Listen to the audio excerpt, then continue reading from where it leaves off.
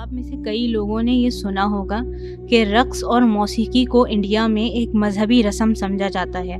ख़ास करके जो ख़वातीन नाच गाना दिखाती हैं उनको आर्टिस्ट कहकर उनकी हौसला अफजाई की जाती है। आज इसी से जुड़े एक सिस्टम जिसको देवदासी सिस्टम भी कहा जाता है, उसकी हकीकत और उसका पसे मंज़र आप लोगों के सामने रखना चाहती हूँ।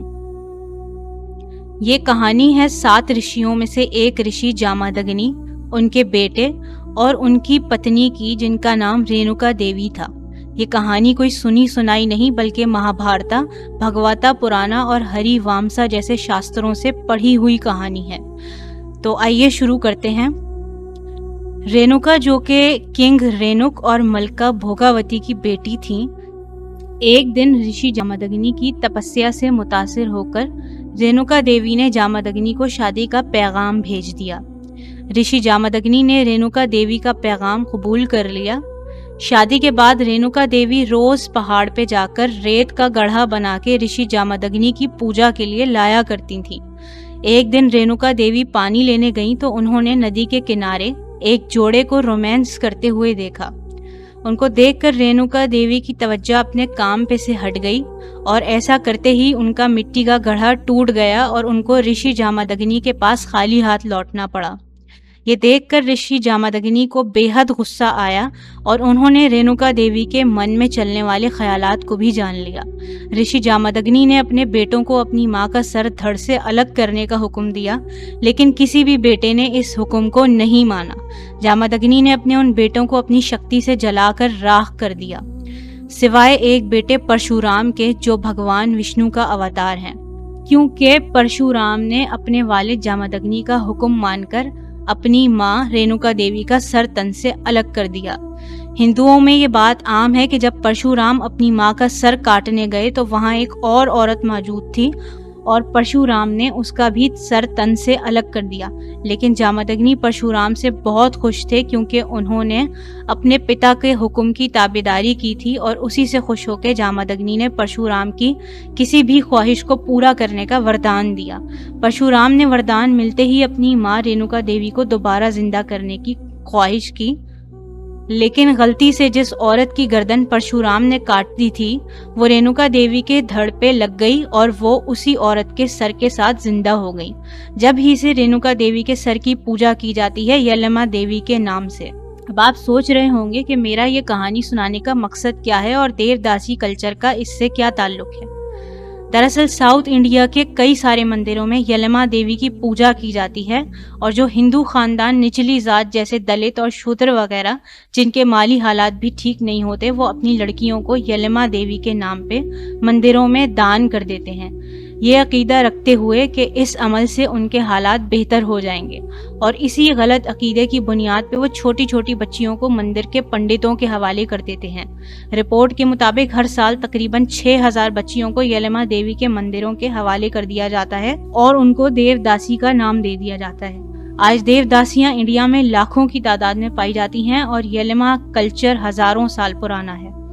और जब लड़कियों को उनके वालिदैन की तरफ से पंडितों के हवाले कर दिया जाता है तो वो उनको जिनसी तौर पर हिरासा करते हैं और उनको इस्तेमाल करते हैं।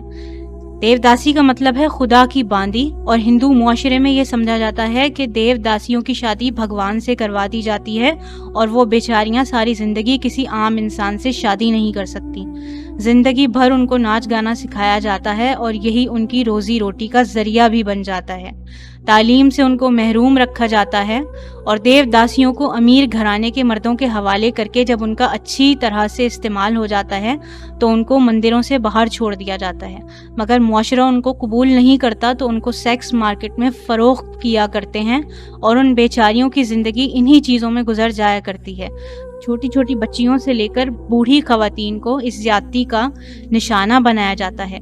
बहुत सी देवदासियों ने अपने इंटरव्यू में ये बताया कि क्योंकि वो एक गरीब खानदान से ताल्लुक़ रखती थीं और उनके माँ बाप उन्हें जहेज नहीं दे सकते थे और वो उन पे बोझ थीं, इसलिए उनके माँ बाप ने उन्हें मंदिरों के हवाले कर दिया। She says her family can't feed her. Sons are more important. Now she's scared about getting infected. She also came from a poor family. Her family couldn't afford a dowry, so she's here. ভালো হতে ছিল। अब आप लोग खुद सोचिए कि एक औरत जात पे किस किस्म का जुल्म है कि उसको अपनी जिंदगी जीने से महरूम कर दिया जाता है, एक लड़की को बोझ समझ के। और लड़कों को इसलिए दान नहीं करते क्योंकि लड़के उनके लिए बहुत ज़रूरी हैं और आगे जाके वो अपनी फैमिली को फाइनेंशियली सपोर्ट करेंगे। जी हाँ, ऐसे मुआशरों में लड़कियों को पैदा होने से पहले मार देते हैं क्योंकि वो उनके लिए बोझ होती हैं, क्योंकि जाहिर है जहेज की रस्म हर कोई तो पूरी नहीं कर सकता, ना ही लड़कों को अपनी बेटियों के लिए खरीद सकता है। आप खुद सोचिए कि जिस मजहब की मुकद्दस किताबों में ऋषि के बेटे और खुदा विष्णु के अवतार अपनी माँ का सर धड़ से अलग कर देते हैं, वहाँ औरत की क्या इज्जत होगी, उसको क्या हुकूक मिलेंगे।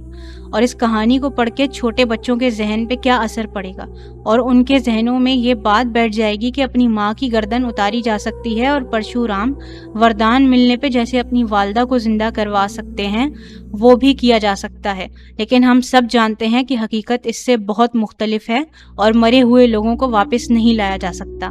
ये कहानी और इसकी वजह से बनने वाली देवदासियों के बारे में पढ़कर मैं सख्ते में आ गई और मैंने सोचा कि क्यों ना इसको अपने बहन भाइयों के साथ शेयर किया जाए ताकि मिलकर हिंदू मजहब में जो लड़कियों पे ज्यादती की जाती है उसे ख़त्म किया जा सके।